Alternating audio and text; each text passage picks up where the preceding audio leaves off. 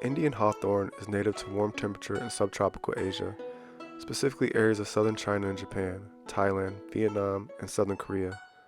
The plants thrive in both inland and coastal regions and are extremely salt tolerant and drought tolerant. Though the evergreen shrub grows wild, they are quite commonly cultivated for ornamental use in gardens and landscapes. Indian hawthorn is a dense, rounded, mounding, broadleaf evergreen shrub that grows 4 to 6 feet tall and equally as wide. In the spring, small, fragrant white or pink flowers are borne on panicles that cover the shrub. Dark berries appear after flowering and persist throughout the winter months.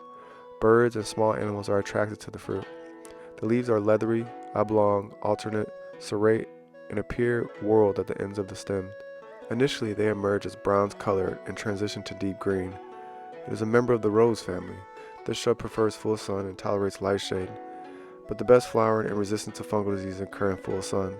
Moist, well-drained soils are needed, although established shrubs have drought tolerance. To prevent leaf spots, avoid wetting the leaves by avoiding the use of sprinklers.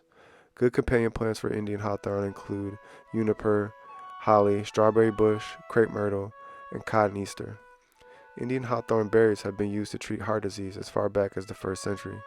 They contain high levels of antioxidant flavonoids which help dilate the blood vessels, improve blood flow, and protect the blood vessels from damage. Traditionally, the berries have been used to treat heart problems, ranging from irregular heartbeat, high blood pressure, and chest pain.